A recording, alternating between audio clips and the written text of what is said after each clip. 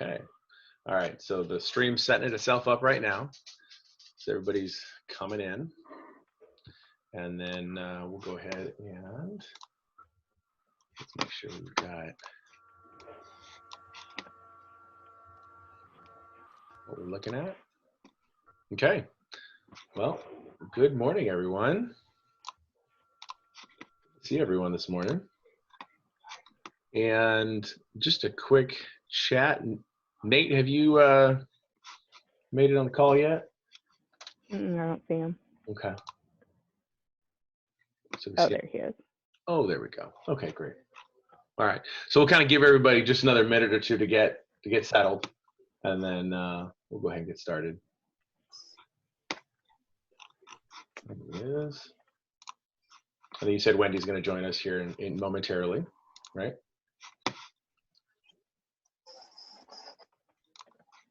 Okay. All right. Well, as everybody's kind of getting settled, and then Melissa, do you mind checking the Facebook feed too for questions that come in? Yeah. Okay. All right.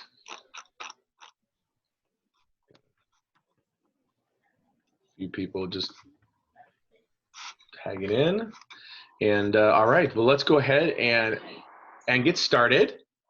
Again, welcome to everyone to our virtual town hall. And let me turn on my video as well. I notice I'm not broadcasting.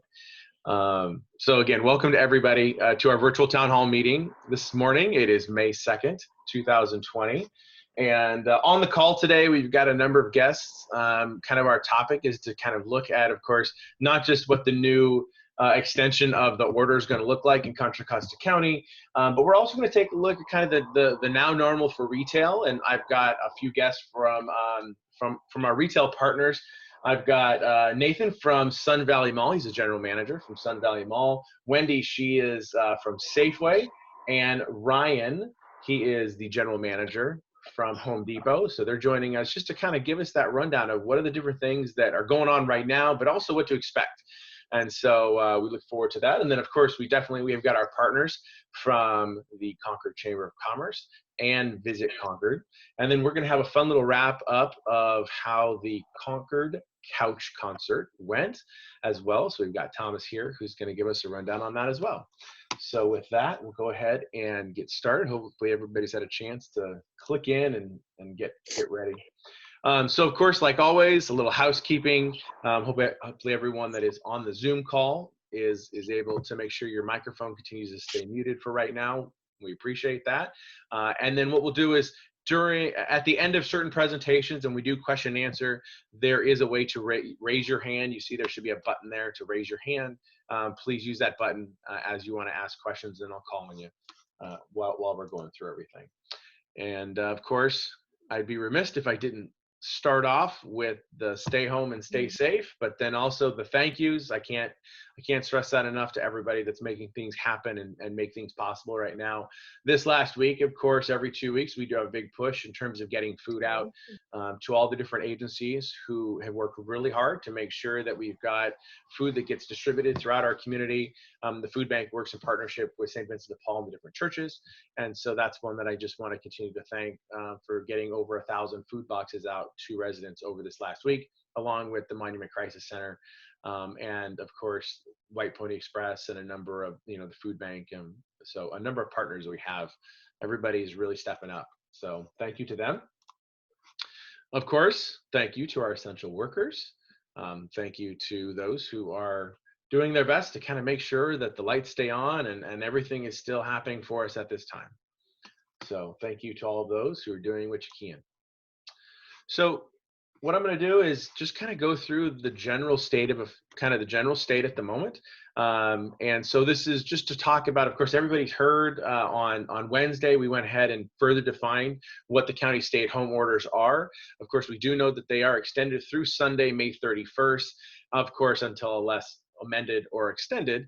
Hopefully more amended at this point. And like we've all said, it's a dimmer switch as we turn things on, as we try to find a better way to be able to start making it to where things can be possible again. So that's of course ultimately the goal as we start working towards getting these state orders understood and slowly opening up a number of different businesses. So you can see here, I've kind of just put just some of the general guidelines.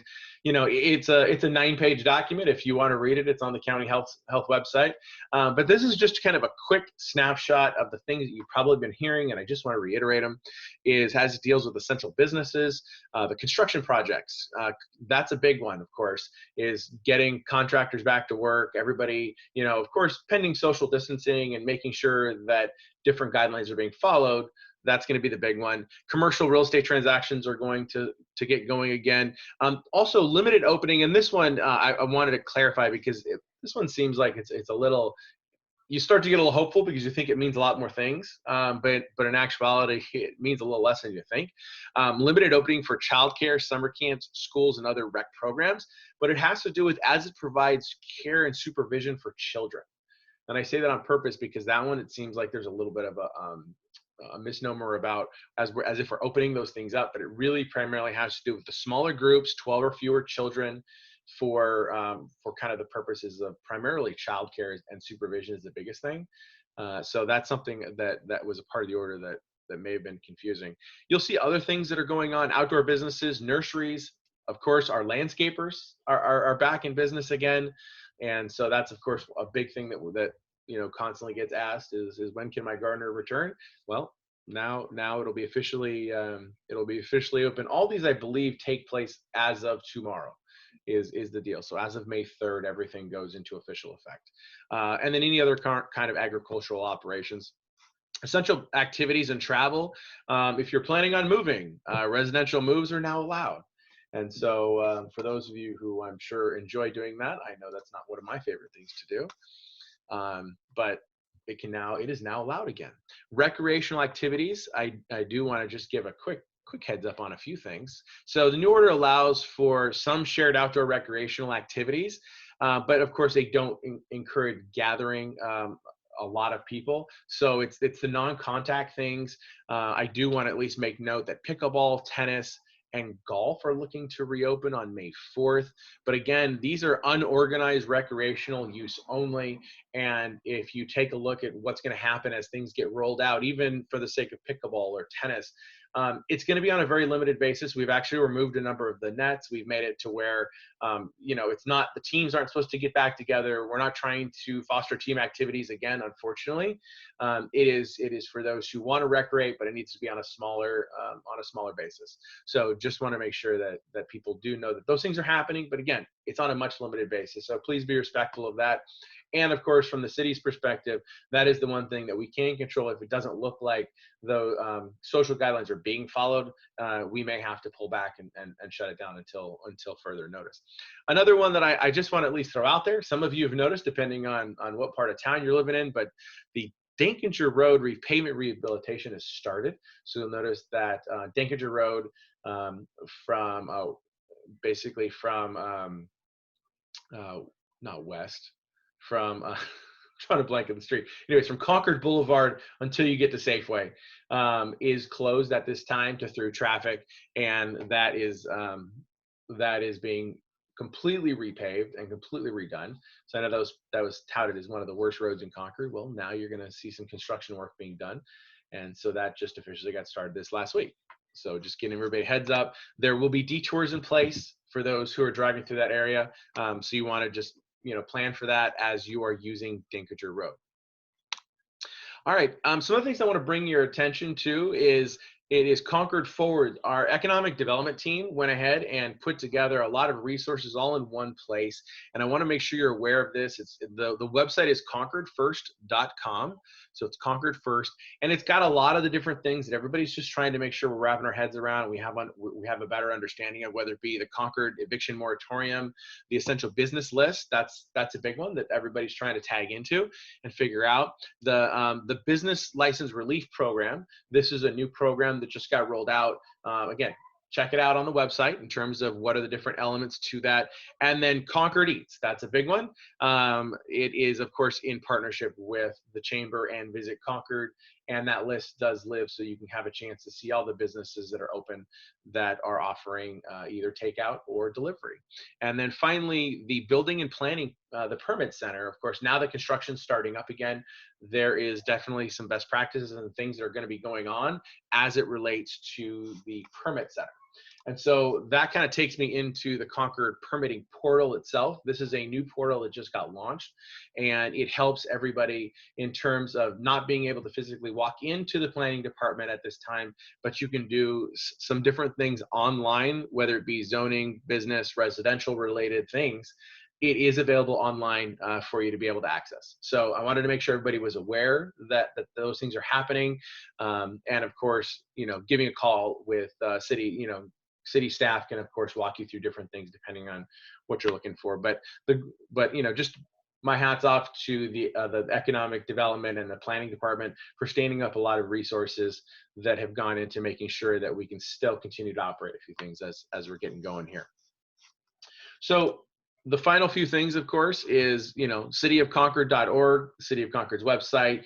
Not only just the standard web page itself, it's got a lot of other links to resources, whether it be economic development or park and rec, and a different number of activities that are going on throughout the city. I'd be remiss if I didn't continue to tell, of course, while you'll be going out, and of course our retail partners will go ahead and mention this as well, but it is required that you do have some kind of cloth, mask, bandana, some kind of face covering. It is required, and so we ask that you're continuing to follow those guidelines at this time. And something else that's coming up, some of you started to see this, drive-through testing is now available. It's not something you do need to make an appointment. So for appointments, you can call, and here's the information. It's Monday through Friday from 8 to 3:30. There are 4 local places around the county. So the one specifically in Concord is at Contra Costa Public Health Clinic Services. It's over there on Bates Avenue in Concord. And again, here's the information if that is something that you would like to take advantage of. So I like to plug this as well every single week, the Concord Cares program, Senior Emergency Food Program, and the Helping Hands. I will tell you that, of course, based on the governor's orders, I'm interested to see, we definitely were ahead of the curve. And so I'm interested to see what this program kind of morphs into and kind of the expansion of maybe some additional resources that may be able to come from the state that kind of get married up with this program. So there's probably going to be some changes coming to this program in the coming week or two as it relates to our senior population and food for homebound seniors. So next up, what I'd like to do is I'm going to go ahead and bring on some of our retail partners who are going to share some of the different things that are going on with kind of, I call it the now normal, because of course, hopefully it's temporary. As things continue to ease, we'll move back into what our new normal was. But this is something that everybody's just trying to do their best to kind of wrap their heads around. And so with us today, I've got Nathan Fackrell. He is the general manager of the Sun Valley Shopping Center. Wendy Guschal. She is the Director of Public and Governmental Affairs for Safeway. And Ryan Mathis, he's the General Manager of Home Depot in Concord. And so I'm going to have all three of them just kind of give a rundown of what's going on. And we're going to start off with Nathan. He is, like I said, General Manager for Sun Valley Mall. And so Nathan, if you want to go ahead and get started. Hello, everybody. Can you hear me? Yes, we can. Okay. Thanks, Nathan. Yeah, so everybody knows that Sun Valley closed like everybody else on March 16th, and with the exception of Safeway Grocery, Safeway Gas, Subway, BJ's Brewhouse still operating for takeout. Moving forward, we don't think it's going to be back to work and just flip the lights on and everybody's back in motion. Obviously, the new mandates will give us direction on what that's going to look like. But since we've closed, we've been doing a scenario.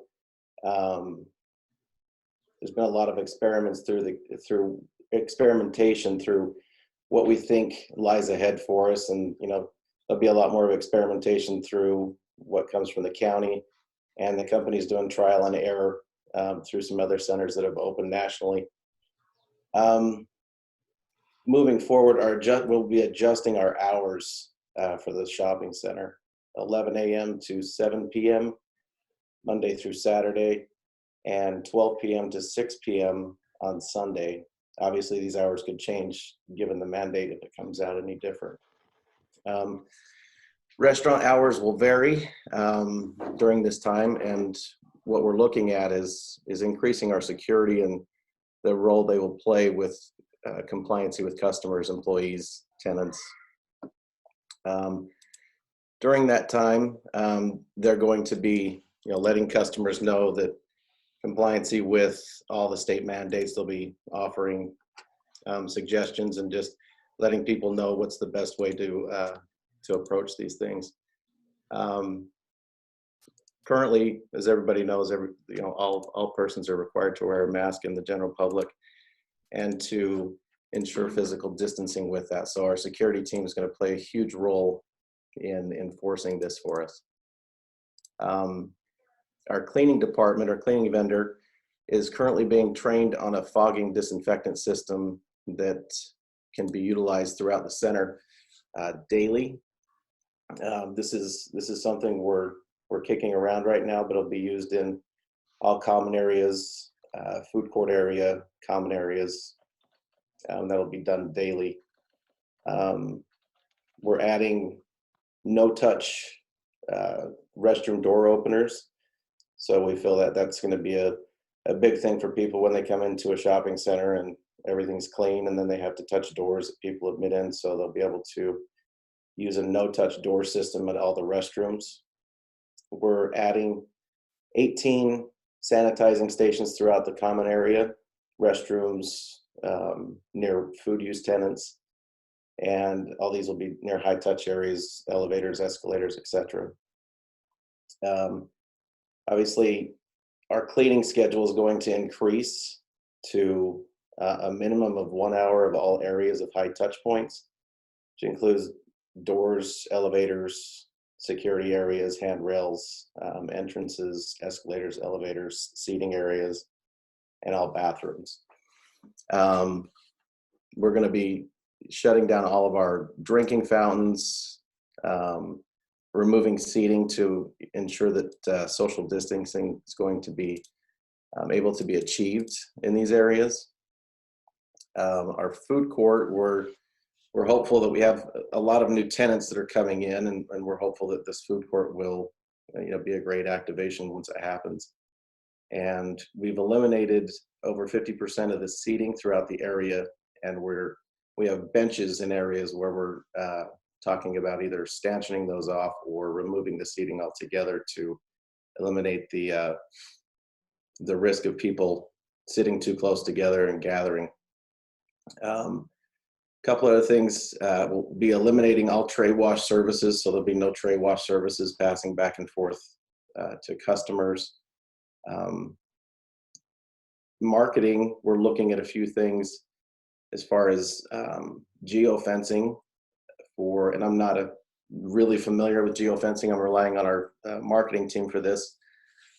But the idea is that when customers, tenants, anybody who enters the property has the opportunity to download an app to their phone, will be welcome to the mall, helping them understand what our new code of conduct is, which will incorporate all county guidelines, CDC guidelines, wherever it's applicable to the situation. A large number of signs will be added to the shopping center to provide information to these guidelines, educational for everybody to be able to review as they come into the shopping center. With all of that, we're adding all the bathrooms, food court. We're going to offer this service as well with all the signage to our tenants to help them help us stay compliant with everybody. Curbside, we don't know how this looks. So if curbside is going to be an option or not for tenants, what the curbside looks like in Sun Valley situations. So we're currently coming up with plans to look at 10 to 20 parking stalls that can be identified at near all the main entrances that would accommodate the tenants and curbside delivery, if that's a way we need to move forward. And we still don't know what that looks like as far as how many tenants will participate in curbside, if that is what the opening will allow. Let's see, each parking space is identified. It'll be with signage. It will have a numbering system will tell the tenants and the customers where to park and where to go in these situations with the curbside. And we're also looking at a virtual queue. Our team is looking at developing a system that can be utilized by all of our tenants, including the shopping center itself, for virtual queuing for our customers. One of our retailers does a really good job with this, Empire Barbershop, and they've utilized it for a long time, and I've been in communication with him on what he's using. So we've taken some of his suggestions there. Let's see, HVAC is a big part of this COVID-19 and fresh air. And one of the things we're doing is increasing our filter changeouts to a monthly changeout versus a quarterly. We've increased the MERV rating of these filters to allow for less particulates to be able to pass through these filters. We have a system that's similar to, if anybody's familiar with a whole house fan system, which when it turns on, it draws all the air from the exterior, draws it into your home, and provides full 100% recovery of fresh air into the house, a full changeover. We have a system in place that we've been utilizing for overnight cooling, but we're able to turn this system on and do 100% air exchange within the building, so we'll allow air changeover within the building. So there's always going to be a supply of fresh air. It's not going to be recirculated air, stagnant air. It's going to be 100% changeover of this air, which is really, really a nice thing. We're looking forward to that, because it's going to make, it's going to curb that down a little bit with having the recirculated air in some areas. We'll be having our tenants will be participating with that, opening their economizers, and this air will then in turn go in throughout all the spaces throughout the common area and the tenants. One of the things we've looked at is adding vending stations to all of the entrance areas, because one of our concerns is customers will take the time to come to the shopping center and they will not have the proper PPE to enter into the mall. So we're looking at adding exterior vending machines that would supply the proper PPE for people to enter the shopping center. We're also in discussions with some of our what are called RMU tenants, and the possibility of having RMUs on the exterior of the property where these types of things with PPE are offered. So we're trying to partner with a few of our tenants to see if that is something we could do. There's a mall walker program at the shopping center, which will be reduced to 1 hour before mall hours.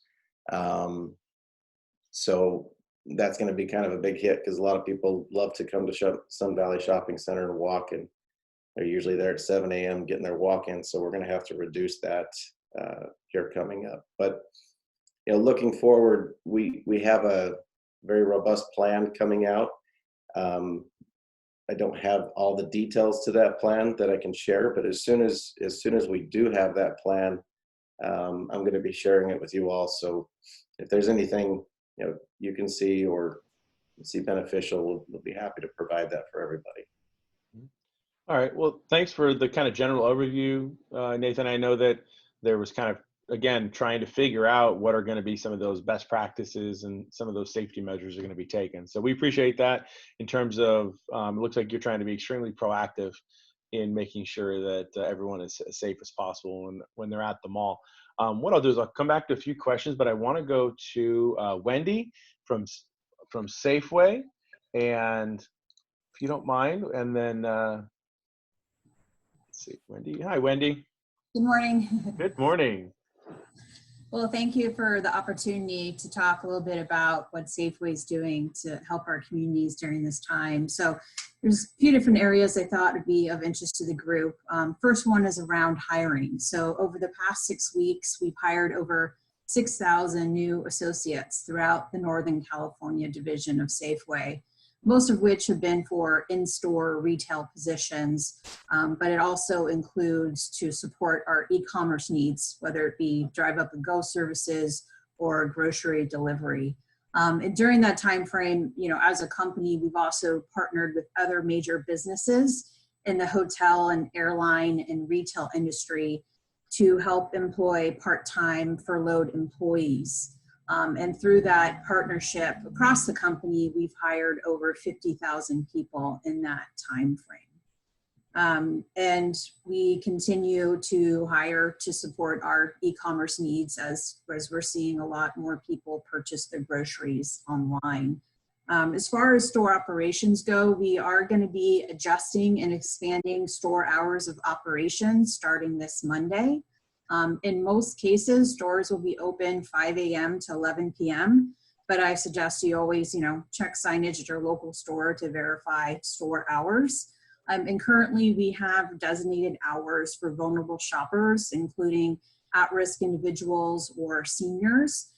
Those are 3 days a week on Tuesday, Thursday, and Sunday for the first 2 or 3 hours in the morning. And so we're also currently evaluating that schedule as well. And just an added amenity for the Mother's Day next weekend, we have curbside floral pickup. So you could go to our website, order flowers online, and then pick it up at your local designated store.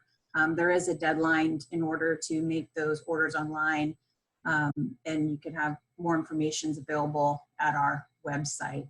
And then also through the Safeway Foundation, we have a Nourishing Neighbors campaign to help feed people during this crisis. So we're raising money in stores and on the Safeway Foundation website to support local organizations that are assisting with hunger relief. So on a weekly basis, we review proposals from various organizations and award allocations. Currently, we've raised over $3 million in the Northern California division alone.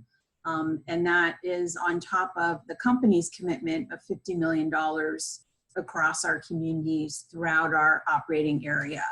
So that will continue to take place throughout the month of May. If there's any nonprofits that are assisting people during this crisis with hunger relief, they could email me a brief description of how they're doing that, and I'm glad to provide them more details on the request for proposal process. Also, we've initiated association appreciation pay for our frontline associates. We're deeply grateful for their tireless dedication to serve our communities and our customers, during this critical time. And so our frontline hourly associates have a temporary $2 an hour bonus, and then our salaried frontline associates are receiving an additional $100 a week. So we're just really grateful to have such a great team of associates and just really take a lot of pride in serving our communities. All right, that's wonderful. Thank you, Wendy, for those updates. And it's nice to hear some of the different reactions between Safeway and the other companies. And I know we've talked about this before on other calls, but just that whole ability to be able to get ready for when the recovery needs to kind of happen, and those other companies need to come back too. So that's fantastic that you guys were able to kind of think about that in terms of organically bringing on those people into your company temporarily, so those other companies can survive when the time comes. So, so next up we've got Ryan. Ryan is from Home Depot, and I know, of course, being over at Home Depot, it's not always very simple to get in there, and you're a pretty popular place right now. But tell us some of the things that are going on at Home Depot and some of the changes that you've, of course, had to implement and are dealing with right now. Yeah, absolutely. So we are fortunate enough to be considered as an essential retailer. So each week we kind of had new challenges that we had to adapt to, look from state, local, federal mandates, and make sure that we were staying diligent with that and keeping our folks and our associates and our customers safe. So one of the big things that I'm sure if anyone's been to Home Depot, you'll see we started by using a customer limiting app. So we actually count and keep track of the amount of customers that come into our building. Right now we're capped at 150 customers in the building at any given time. And what that does is it allows us to help the flow of the store. So we only allow entrance at one point, and then we have 3 exits throughout the building to allow people to filter out, and then also being able to bring more people in on a consistent basis. So it's not a big lump sum. So when you get in there, you have plenty of square foot and you're not bumping into each other, and you're able to complete your shopping in a safe environment. And along with that, we also suspended some of our biggest sales of the year, because as we all know, springtime is a huge kickoff for the home improvement season. So this is actually like our Christmas time. So the company did a great job along with our merchants of kind of suspending some of our big sales that we usually have in April. We still have the products in store, but we limited the amount of advertisement that we give out so that we're not driving people to the store. We want to be there for the essential needs and help everyone through this unprecedented time, but also we wanted to make it so that people are coming in and knowing that they can purchase the supplies they need, instead of blasting everyone with sale items to try to door bust. The next thing is we had a plethora of masks, bandanas, gloves come in for our associates. So they are continuously protected while they're working with the public during this time. And also we have it for our customers too. So a lot of what I do now is I walk up and down the line and do gentle reminders to customers who are coming in about the face shield or face mask policy that we have in place right now, and offering, hey, I have a spare bandana or I have a spare mask if you'd like to come into the store. We're just doing it to make sure everyone stays safe and has a successful shopping experience with us. And then we also partnered with some vendors to get some hand sanitizers in, and also cleaning kits. So every time you come to the store, inside the store and immediately outside the entrance are disinfected carts, so that when you're able to come in, you have to grab it and go. So you don't have to worry about wiping it down yourself. And that kind of creates a jam right there at the front door. So we do that for you. Know that every cart that you're going to touch at that main entrance is going to be disinfected. And we're always going to make sure that if you want more disinfected, or if you want different parts of the cart disinfected, we'll do that too. And then once you get inside the store, one of our areas that we saw became the most compromised when it came to the 6-foot spacing was our checkouts. So we actually put up plexi shields or hygiene guards. So that actually puts a physical barrier between the cashier and the customers that are checking out. So these are guards that make it more apparent of how, we need to accept and be very diligent about the spacing between each other. And that made our cashiers feel much more adapted to the situation. And that allowed for customers to understand, and associates to understand, the social distancing and the impact that it can have on limiting the spread of COVID. And then also, we have physical markers throughout the store.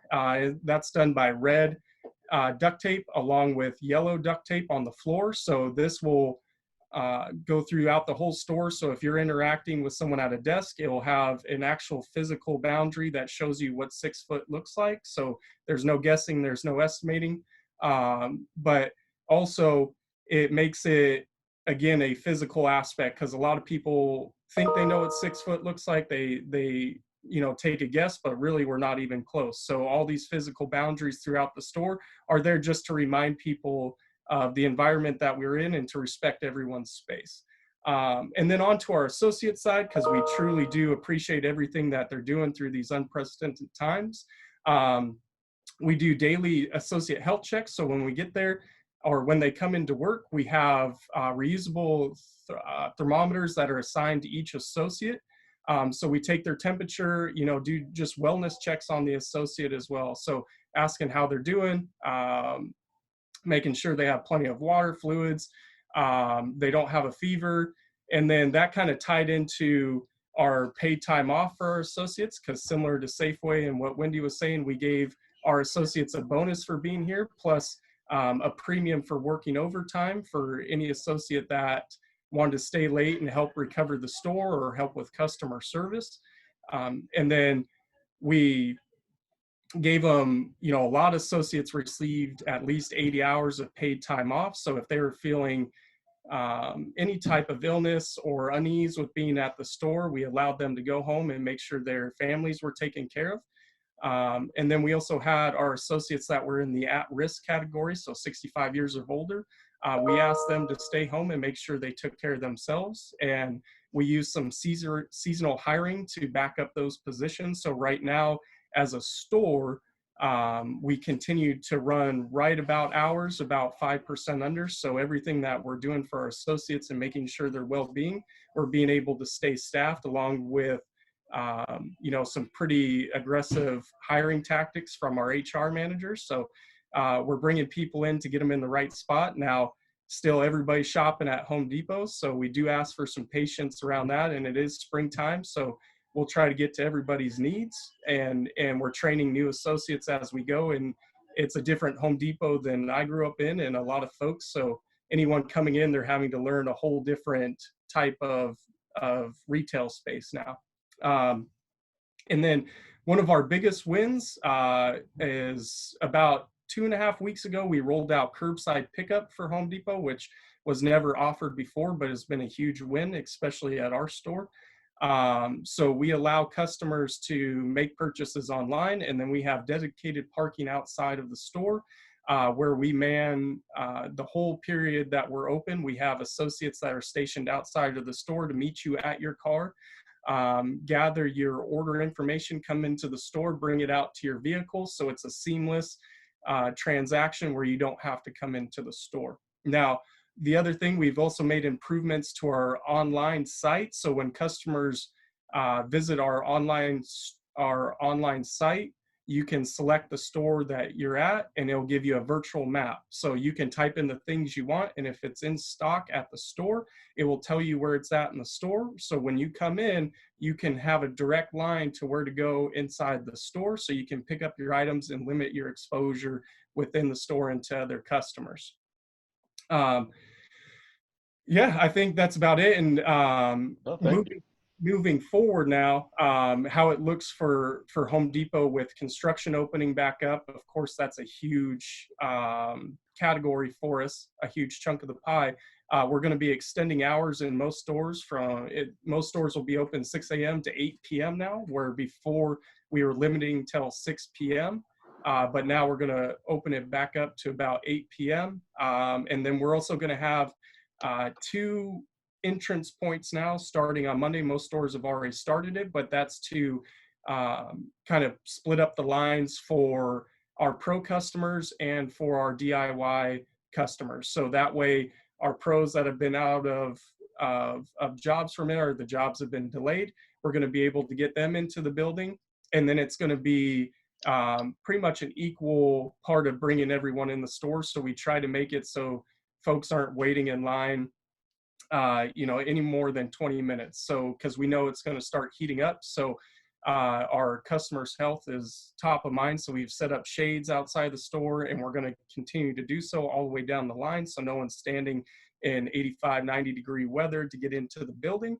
So we're trying to stay ahead of all those things. And as the economy starts opening back up, we're going to slowly creep our hours back up to accommodate for the traffic flow and spread it out. So not everyone's jamming in from 6 to 6, but spread it open so folks can get in a little bit later and keep the flow consistent throughout the store.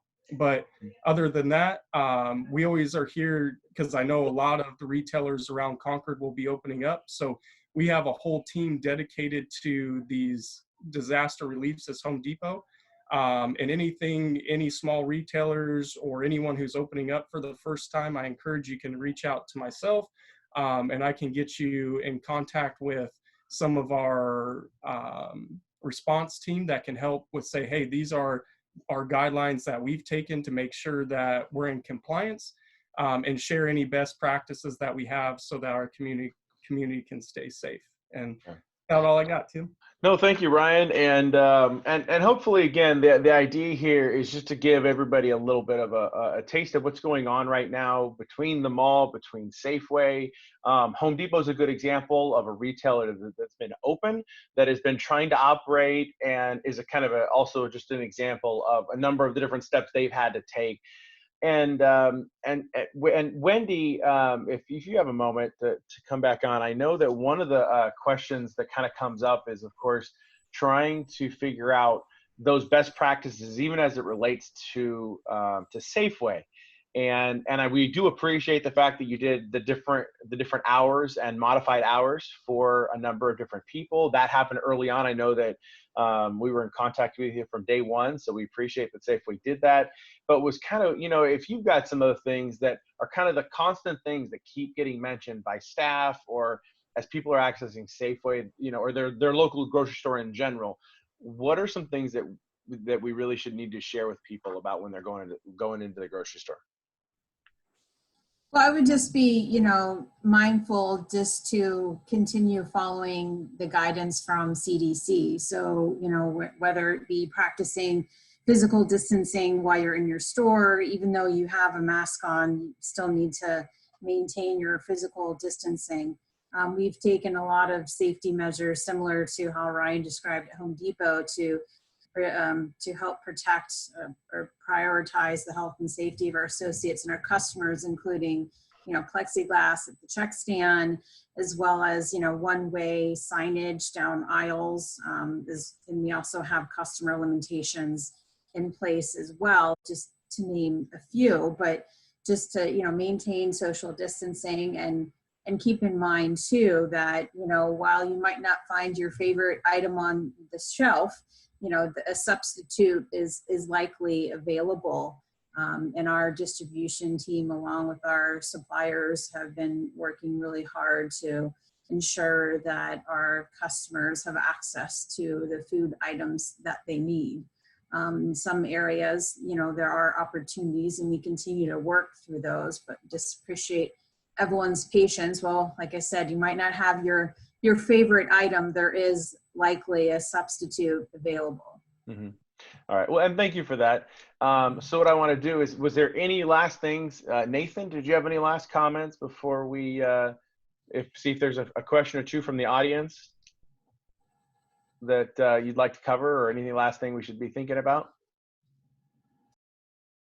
Nope, I don't think so. Just looking forward to, implementing a very robust plan once we get to the point where we can open. So thank you, everybody. Yeah, no, we appreciate you being on the call. Any questions directly from the group right now? I'll take a question or two. Let's see. We have a question. Are bags now going to be provided at stores? Forever free or chargeable? So in terms of bags in the stores, what's going on with that, Wendy? So we actually this week started to distribute single-use plastic bags to all of our stores. So some stores may still have the thicker bags, but the single-use plastic bags, we will not be charging customers for those. Okay. All right. I put a question in the comments for Nathan. Yeah. Okay. So I see you put the question in the comment. Let's see here. Basically, just what is Home Depot doing to protect day laborers that solicit work out front? What about their physical distancing and water, hand sanitizer, masks as education? Sure. So we do have Spanish-speaking associates, and also we have our Metro One team that are our third-party guards that are on duty, and they go around and they do remind them of hey, this is what has been in accordance with the government. If you're going to be on site or on property, please make sure these bounds are being followed. So, and also we have had help from local PD to help ensure that we're not getting too much of the conglomerates that can happen. So it's been spread out, and we make sure that, hey, if you are, but it's also a business transaction between a consumer and the laborer themselves. But we have had conversations and do post the signs in the parking lot that are descriptive of PPE and what the mandates are right now and the regulations or recommendations from the CDC. Okay. All right. And then would the mall limit, and then this is a question for Nathan, would the mall limit the amount of available parking spaces to keep crowds down? Yes, if that is something that comes down from the county or the CDC of how many occupants can be within the mall, we will limit the parking spaces at the mall by using metal barricades throughout areas and designating parking areas that will allow people with possibly the curbside, again, where we come back and we have areas that are designated for those areas. If we have customers that are coming into the shopping center, we will have those designated areas, and that will be shared through social media, through our Shops on Valley website. Okay. All right. Well, I don't see any other questions, any other at this time. So we're going to go ahead and, again, thank you so much to Nathan, Wendy, and Ryan. Appreciate just kind of your snapshot of what's going on with kind of the retail environment right now and some of the things that we should all be thinking about when we go out. Appreciate your time. Thank you so much for coming in today. Thanks. All right. So we're going to go ahead and move on to, we've got a few more things. Just as a constant reminder, we like to make sure that everyone continues to be reminded of the different emergency food resources that are available. I apologize, I didn't change the date for April, but the Monument Crisis Center is always going to be distributing food on Mondays and Tuesdays from 9 to noon. That is something that is still ongoing. Along with Park Haven Community Church, same thing every Tuesday from 4 to 6. There will continue to be the grab and go at Clayton Valley High School from 10 to 12:30, and of course Mount Diablo Unified, Cambridge Elementary, Meadow Homes, El Dorado, and Mount Diablo High School, and Ignacio Valley High School.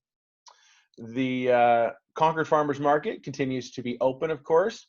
There are definitely the physical distancing guidelines and the guidelines that are in place.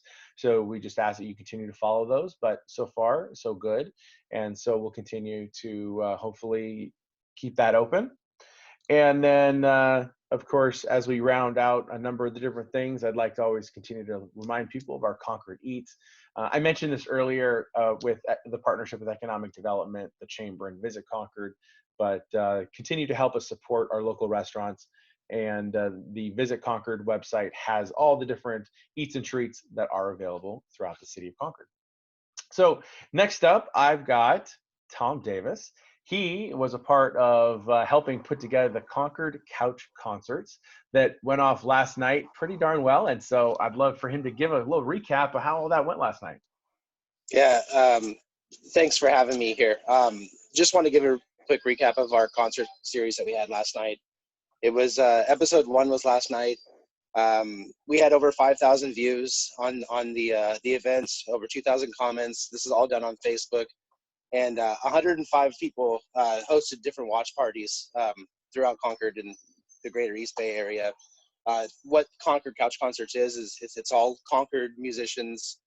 Last night featured 12 different performers. There was hosts in between introducing the performers. We had a special appearance from Mayor McGallian and Concord CF spokespeople. It was a whole fundraiser for Concord CF, and we raised $1,200 last night for the foundation. Overall, it was a smashing success. We planned this whole thing in only 2 weeks, and we're already working towards our next episode, which will air on May 15th. Right now, the whole event is completely recorded, pre-recorded. Artists are submitting their 10-minute sets to us, and we're assembling it into a video. as we go further and further, we'd like to get more of a live element to the performance, and as the city restrictions loosen up. And I just wanted to thank all the local leadership and Mayor McGallian, everyone's support for it, because support in publications and from local leadership and everything really adds credibility to the whole thing. It makes the artists excited to submit their performances, and it adds excitement to people wanting to go and see what's going on. And it's the idea of the whole thing, and this is all the brainchild of Dave Hughes, who can't be here because it's his anniversary today. So I'm filling in for him. But the whole idea is that people are dying for local music and live music right now. And then it's kind of a one hand washes the other kind of situation where the artists are dying to perform and people are dying to see live music. And so we're hoping that it's a symbiotic relationship. And yeah, I think that was pretty much my whole rundown that I had ready for you. No, awesome. Thanks so much. I know there's a number of others that are on the call right now that were watching last night. It was so much fun to see all the different artists and how creative everybody was trying to deal with, kind of making the best at home. And then, of course, we'd definitely be remiss if we didn't mention the Concord Community Foundation and the funds that you helped raise. There was over a little over $1,200 raised last night alone for the Community Foundation, which brings the total at this point to almost a little over $4,000 total in the foundation. That's going to directly go to the different to the shelter and food programs that the foundation is trying to help support. So that was just a great time had last night by everyone. So thank you for your hard work. Thank you for putting it all together. Technical team, I know we mentioned Dave Hughes. Just a great job on that. Anybody else want to make a quick comment about that at all, or before we move on? No? Okay. Well, again, thank you guys so much. And hey, so when the next one is planned for what? What's the next date? The next one's planned for May 15th is when we're gonna do our next episode, and everyone can learn more about it if they go to the Facebook page. Is the best place to view it right now. We're working on all the other social media, but like I said, this is a 2-week project right now, and so to pull off what we did in 2 weeks was great, and it's going to grow to something really great. So the Facebook page is facebook.com/Concord Couch Concerts, and there's also a group if you want to join that and kind of learn a little more of what's going on and more of the inside view of it all. Mm-hmm. Okay. Well, hey, again, thanks so much. Just had a great time last night. It was nice to sit back, relax, kind of watch a little fun live music. So, and thank you to all the local artists that made that possible. And again, they volunteered their time. So this was all done in just a volunteer community effort, which was a ton of fun to see. So thank you guys. And what we'll do is hopefully in 2 weeks, we'll have you back and tell us all about how episode 2 went. Yes, absolutely. We'll definitely be back. All right. Thanks for giving it the platform. And as we go, just as a quick reminder, here's the information about the Concord Community Foundation. I apologize, I probably should have had this up as we were going.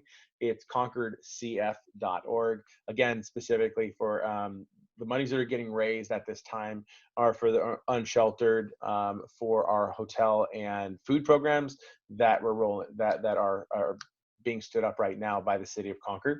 So any monies raised will go directly for that purpose. So again, it's concordeats.org. And a few more kind of fun events that are going on here is, of course, Concord Live, our economic development team in partnership with Visit Concord and the Concord Chamber of Commerce stand up a number of these different events. So upcoming Thursday, May 7th, the at-home beer tasting with Epidemic Ales. And so that should be a fun event to check out. And so next up, we've got the Greater Concord Chamber of Commerce. And I believe Melissa is going to be taking us through a few things that you guys are up to right now. Yeah, thank you, Tim. If you don't mind going to the next slide. So we just wanted to let you guys know what we are doing on a social media presence. We have a lot of information, whether it be business related, promoting businesses, information in general. So we are on 5 platforms: Twitter, Instagram, LinkedIn, Facebook, and we have just added TikTok. And we recognize that there's different audiences for each of those social media platforms. So we try to tailor our messaging across those, but also message a consistent information base throughout those platforms. So like you might see on Twitter, we like to retweet a lot. We want to get the word out about our organizations and businesses in Concord. So we retweeted the Pioneer when they opened. As Tim mentioned earlier, Concord Eats has been a huge program that we have been partnering with the city and Visit Concord on for the last month and a half. So we try to feature all of the cool food pictures that we get. LinkedIn is very business-based, so anything business-related, we're pushing through LinkedIn, and we are, excuse me, going to increase our presence on LinkedIn, so be sure to follow us on there. Facebook, sharing feel-good stories. Pop Bar was gracious that they offered bars to local first responders and essential workers. So I think it was last Tuesday, they allowed organizations to come pick up. So you see John Muir there, they picked up, I think, 200 bars for their Concord campus. It was great that Pop Bar did that. And then TikTok is a new one, excuse me, that we are exploring with. And our admin assistant is going to be the face of TikTok. So you'll see her on there. But those are more fun, but also we're still doing that informative piece on TikTok, telling everyone what the chamber is, what's going on in the community. So if you follow us on all of those platforms, we do try to share out as much as we can. Also on those, we do share out what our e-blast information contain. So if you don't get our emails weekly, we're doing 2 emails a week, that you can still read what we have going on. If you don't mind going to the next one, Tim. So going live is a huge thing that we've been doing lately. We're actually sharing the stream live. So on the left-hand side, on the middle side where you see Habib, when the city of Concord did their live with him, we started a watch party, for their live streaming. So what you can do, and like I said, right now we're doing it, is you can share those videos onto your page so your audience is also seeing those videos. Another great exposure piece. Going live like Tim is doing right now with his feed. If you see on the left-hand side, the Concord Young Professionals Virtual Happy Hour, even though we're doing these meetings on Zoom, you can share those onto Facebook. So again, another great way to capture a different audience that might not have had the information to log in, but they might be scrolling through Facebook and seeing that we have that going on. And you can still interact with everyone through Facebook, the live that you are streaming. A program that we have implemented a couple weeks ago is our Monday Margaritas with Melissa. And that is intended to get a business representative on our Instagram Live. So every Monday at 5 o'clock, we are going live with a different business. Last week, we actually interviewed our admin assistant again, Amanda, just to learn more about her. We thought it was important that people know about our staff, that you get to know us and you get to trust us, so you know you can come to us for business questions. But next Monday, we are going live also with Epidemic Ales. Erin Shalley, she is one of the owners of Epidemic Ales, to learn about how she started her business, how she even got the theme of Epidemic Ales, and what she has experienced through the shelter in place. They opened up about a month ago, so you can start to buy their beer curbside, so how they make those business decisions. So going live is a great way to interact also with everyone in real time. So on the Instagram Live, people can type in questions and I try to answer them or have the business answer them as well. If you don't mind going to the next slide, Tim. So these are all of our 5 social media platforms. You can follow us, you can tag us. If you tag us, we can reshare it, and it's a lot easier for us to reshare it. If you tag us on an Instagram story, we can then add it to our story. We do that a lot. Again, we feel that resharing what our members are putting out there, one, make sure that the information is accurate because it's the business themselves putting it out there, but also exposing those businesses to the public. And the next slide, and just to wrap up, if you want your posts shared, if you have a Concord Eats post that you want us to share, you're supporting the local restaurants, use hashtag Concord Eats, but also tag us so we can share it. Or if you want us to post it directly, there's my information. You can send it to me directly and I will make sure I get it up. And that's it, just a quick social update from us. A lot of information is going out. We are on it all the time. All right. Well, thanks so much from the Chamber. Like always, you guys have been a great business partner. Any questions from any of our business owners, please don't hesitate to reach out to them. And they definitely have the connections to make sure you know how to get to resources, whether it be through the city, through the county, and of course, come up with some great ideas on how to help market and push your business out to everybody. So thank you for that. And next up, Okay. we have Elaine. Elaine from Visit Concord. Elaine. Hello and welcome everybody. This is great. Thank you so much for having me. And again, this is just a great source of sharing our resources within the city of Concord, and I'm really proud of everything that the city is doing. So I'm going to start off with, this is a really pretty shot here of Mount Diablo and the road up, which will be going on soon again. But I just want to talk about a little bit about Visit Concord. Is again, we are an agency, a tourism improvement district agency, and we're funded by the tax that the guests pay in the hotels. So we work very closely with the lodging partners and all of our attractions and amenities, just to make sure that we can showcase you in the best way as possible. So we're available all the time and ready to go for that. And we're going to start by next week launching our Why Tourism Matters campaign. Again, I know a lot of people don't realize how much tourism really directly impacts our local economy. So we'll be talking and sharing about that next week, and we'll be doing virtual road trips and all kinds of great and exciting pictures, because we're doing everything virtual right now, so that people are ready to come back. And also our locals can help us spread the word of all the great things that there are here, because we're going to need your help when we get back with the economy.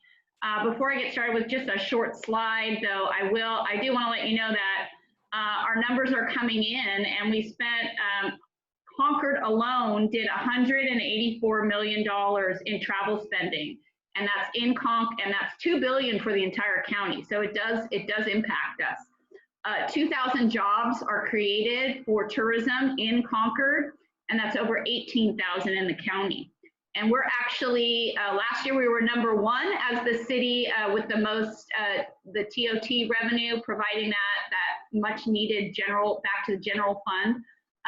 San Ramon just by a sliver, but we're, of all the cities in the county, we're right up there neck and neck. It is Concord and San Ramon #1 and 2 for many years now. And then that provides back $13 million in state and local revenue, and that's just from the city of Concord.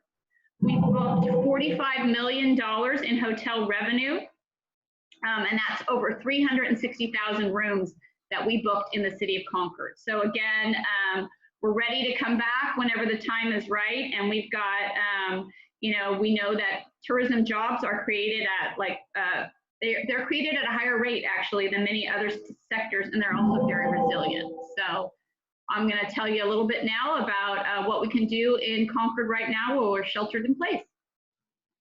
So again, this is just some of the things from last week. I think they're still fun. Virtual yoga, stretching, any sort of activity is great for our mind and body. Again, as we get closer to Mother's Day and you're looking online on ways, again, we've got the flowers for Mother's Day. There's many Concord florists that are open and that are getting out great bouquets and working tirelessly out there. We're also doing, lots of great online bookstores where you can look for gifts for mothers. And again, having yourself or your young one color some coloring books and provide that to mom for Mother's Day is always a fun one. Next slide. And then music. We heard from the Concord Couch series, which was just really fun. I just really enjoyed that. I recommend that in 2 weeks. We'll add that back to the list. Had a really fun time with that. Also, Concord Jazz playlists are available on our website. I talked last week a little bit San Francisco jazz concerts. Now that I'm a little more into it, for sure, these are really fun ways to relax, and they're $5 per series. The Veranda is having a concert tonight, an unplugged free concert, and that is virtual. Again, Blue Devils, our beloved Concord Blue Devils, which are nationally, internationally renowned. They definitely have items on YouTube that you can take a look at. So thank you. Next slide. And again, we're still warm enough to get out there, get some backyard fun for the kids, ride your bike around. Again, walking through the neighborhoods safely, or, you know, the parks are open and that's not the playground. So, but we're working on any, and then of course, any trails that are open, just check them first and make sure that they're open and that you're safely getting there and physically distancing, and don't forget your mask. Next slide. And again, we have, I believe we have 15 banners out now, 15, 16 banners out. So again, we've got some hospitality strong ones out in front of the hotels. Again, they're working, they're hosting core families, sheltering families, as well as really working with the nurses, the doctors, other essential workers out there, and anyone that needs to come in that needs a room, they are open. So thank you. And again, our visitor center, it will be open when the time is right, and that will be a great resource. We're working on all of our, you know, getting what we need in there, making sure we have everything, and helping the businesses also, our attraction amenities, know what we need, what they need to do to open up and be a safe, sanitary, healthy. We're working with the hotels also. They have a really great set of guidelines, and all of them are adhering to that, and can't wait to make sure that it's safe and ready for everyone. So yeah, again, we missed everyone. We're ready to get going. We're ready when you are. We'll be getting our posters out on all of the kiosks. There's 17 kiosks that are throughout the city of Concord that will be getting some TSBA, Todos Santos Business Association signs and support for everyone, all the businesses out there. So we'll look forward to that in the next week or so. And that's it for this week. All right. Well, thanks so much. We appreciate the updates on that and just kind of the fun, different little things to do around town. I like to end with this just because it's kind of something nice that you will see tomorrow, of course, tomorrow evening. And it's just a nice reminder of the different things that are going on right now. And of course, it is in our backyard. Just look up. So thank you to everybody. But we're going to go ahead and kind of wrap up. And if we have any questions, anybody wants to have any other items that they want to just kind of chat about at the moment, any other questions that might have come in? Valerie, did you see anything else that? I'm looking right now and I don't actually see any other questions. Okay. And then I'll definitely open it up. Like I said, if you want to use the raise a hand feature or something that just kind of notifies that you have a question, go ahead and please ask, and we'll kind of. May I ask a quick question? Sure, Wayne, go for it. Concord Police is actively posting dispersal notices at homeless encampments during the shelter in place. The homeless people are trying to shelter in place. Where do they go? If you break up the camp, where do you expect them to go where they won't be posted again? Mayor, I'll happily answer this question. Sure, if you'd like to. Yeah. So, Wayne, the city of Concord's doing quite a bit to try to work with the homeless encampments. We are supporting the core teams. The core teams are distributing tents when people are housed too close together. We are funding hotel rooms for those that have the most highest risk. I think we have 12 hotel rooms and about 30 people sheltered right now who would otherwise be unsheltered. And we minimize the number of encampments we interact with. And the only ones we follow up with are those that are creating a problem of criminality, life safety, vandalism, or other issues. And in those cases, we work with them ahead of time before we even tag. We offer core services. Anyone who wants to take advantage of their partnerships with CORE, as one individual from the last encampment that I know you're aware of behind Costco did, does receive services, but those that don't have to continue with their struggle to find a safe location to be unsheltered in within the city of Concord. And we have not changed that dynamic at this point in time. You're not answering my question. The question is, where do they go? The CDC says you cannot disperse it, or that the CDC guidance recommends that you not disperse the camp unless you have an SRO, which is a single residency occupancy. So One the of city of 15 Concord is not disturbing camps unless there's a problem. And so we still have law enforcement responsibilities within the community. And if a homeless encampment is disturbed, then they will need to find other locations for themselves. They can take advantage of the services that exist, or they can choose not to, but it's up to them as individuals. And that's Okay. really as far as I'm going to go in this conversation at this point. One more. There was an encampment inhabited by a woman named Linda, and she was disturbed minding her own business. She was disturbed twice. She's not involved in any criminality or any of the things that you cited, yet she's been moved twice now. So do you want me to, Valerie, did you want to comment on I that think as it's well, asked and answered, and I think yeah. we're done with this conversation. Exactly. And again, we're going to do everything we can, even including in Linda's case. More than happy to make sure that she had the services that she would have needed. But it also means that the camp that she would have been in, even though she wasn't the person that was directly impacted, other things were happening in the camp. So it was unfortunately by association. So there's only so much you can be able to honestly do to make sure you're protecting the health and well-being of everyone in that area. Notice she was a solo occupant of the camp. Okay. All right. Well, unfortunately, are there any other questions? Anybody else have any other questions before we wrap up?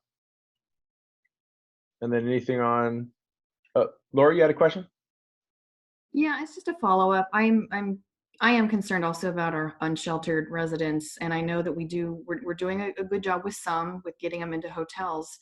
But the question that Wayne prompted was, where do they go? I mean, I understand the criminal element, and if there's a problem, and I don't know all the details, but where do people go?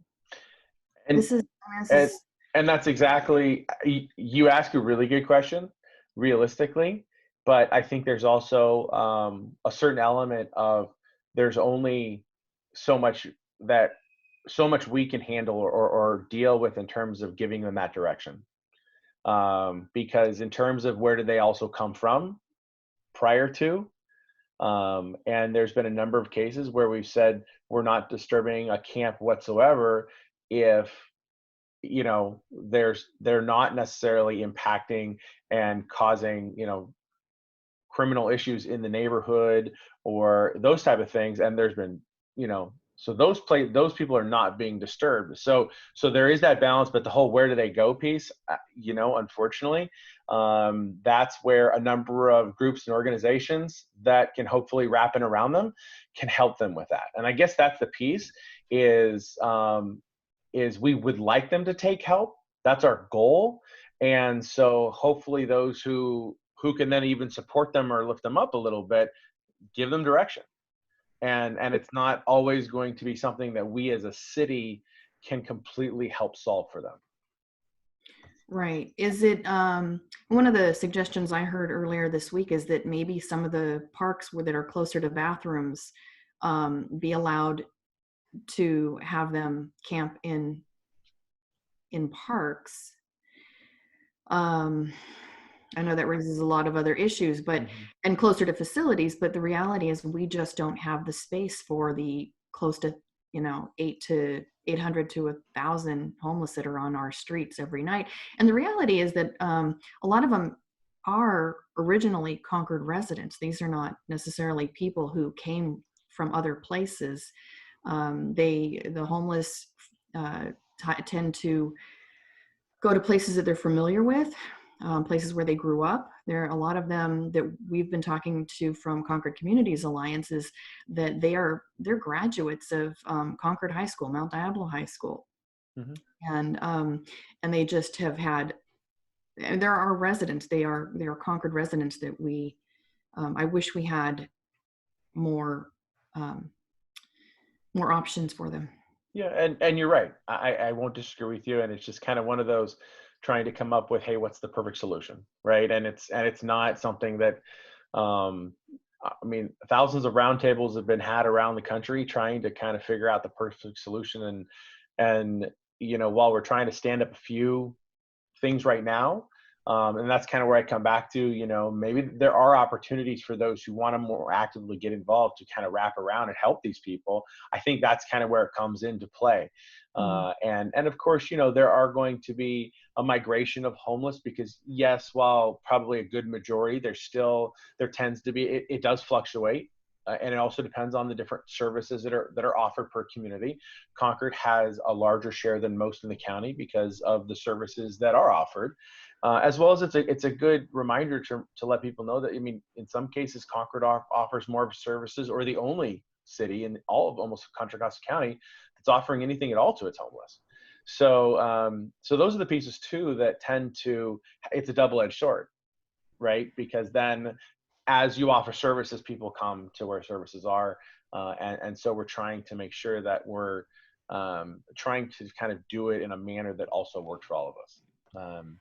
And the only thing I'd add, Laura, is I think the city of Concord agrees with pretty much everything you said. This is a significant challenge. It's a regional, statewide, nationwide challenge. We are constantly looking for partners to make things happen. You know, we've had churches that have stood up some sheltering during the winter season in the past. That wouldn't work right now for COVID-19 because there's group sheltering. Right. We have yet to have a church step forward and propose any kind of safe parking program, but we'd be interested in working with them. And I continually raise that as something I'd like to see somebody bring to us so we can look at solutions there. I mean, it'll take, just as there are as many individual stories as there are individual homeless people, it'll take that many solutions probably. And we continue to want to be a partner in looking for solutions within the constraints we have. Okay. All right. Thank you. And thank you for bringing those up. I mean, it's good to have that conversation. Okay. Thank you. All right. Thank you. All right, everyone. Well, we appreciate your time. I thank you for joining us on these Saturday morning calls. Any other last minute? Oh, I think I had one more hand as well. AJ, is that right? Did I say that right? Yeah. Can you hear me? Yeah. There you go. So I just had one question. You know, I think we're in month 3 of shelter in place, and you know, we have a few more businesses opening up now. I'm wondering, as we continue to move forward, has the city of Concord, or do you know if the county has thought about an exception process or a waiver process for certain businesses that can open safely, follow guidelines, safety guidelines, physical distancing, etc., to allow certain businesses to open in the future if they can meet certain guidelines? And if the city or county hasn't, is that something that you think would make sense to start looking at? Mayor, I can weigh in on this because I was on a phone call with Anna Roth on Thursday where the city managers, all of the city managers in Contra Costa County were talking with her. And we raised this, I mean, because many of us feel like our small businesses are getting short shift in that Amazon can deliver to your house, but these small businesses can't change their model and begin delivering to your house, and other opportunities like you're saying. They've said at this point, this is not a solution they're offering. Not that it may not become one as they begin to continue to loosen the restrictions, but they have no capacity to do a case-by-case analysis. And that's what the information they shared back with us. And they being who was that again? Anna Roth is the county health director. And so it's her department that is representing Contra Costa County with the other Bay Area counties, setting out the orders that we're all following. Okay, so it's the county that sets that would have to review that, not the individual cities. Yes. And some that I'll throw out there though, AJ, which is not a bad idea. You know, if you do have individual, and I know they're saying, hey, they can't take the case by case, but this is one of those instances too, where it may not be a bad idea to reach out to our county supervisor in Karen Mitchoff as well, and maybe share with her, because maybe, again, she can maybe share up or down, and maybe try to make some different cases for different businesses as they're trying to look at different things.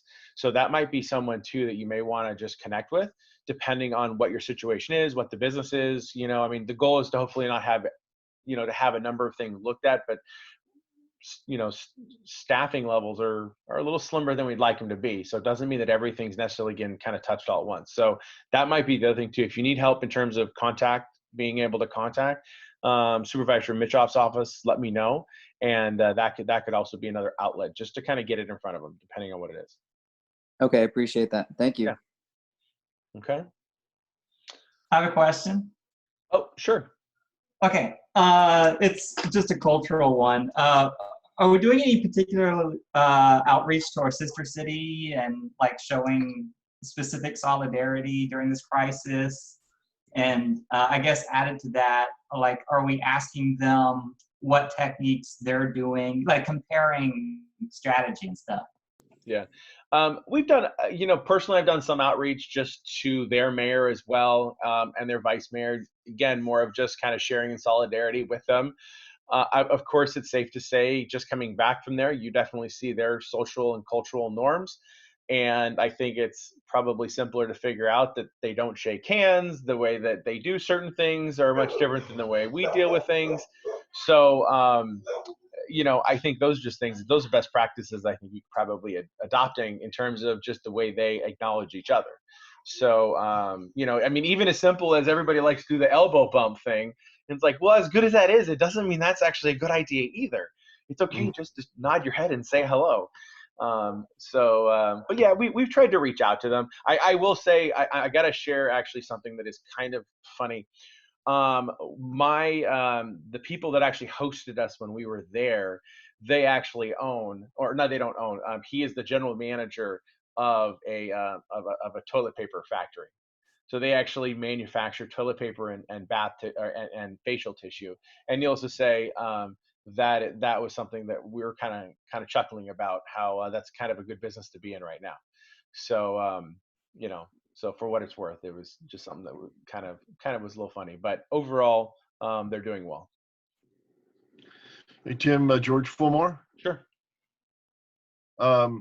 How about at a future town hall, we hear from Echo Housing. Echo Housing is what the city of Concord is offering to tenants and to landlords. Mm-hmm. And it would be nice to hear directly from them what they have to offer, what strategies they are using, and what they're learning so far. Okay. And actually, you bring up a good point on that. I think as we start easing, as more and more things start to get open over the course of the next month or two, I think that's not a bad idea to start kind of giving some best practices on how things are going to be handled and what resources continue to be available, because there definitely can be some confusion there. So we'll go ahead and I'll start working on putting something together. It probably won't be next weekend, but maybe the weekend after. We'll try to see if we can have pull some people together to be able to speak on that topic. It would likely be staff, not our contractors. Yeah, we'll probably have staff. Okay. All right. Well, if there's not anything else, then thank you so much. Have a wonderful Saturday, and we will see you next Saturday morning at 10 o'clock. Thanks so much, everyone. Thank you. Thank you.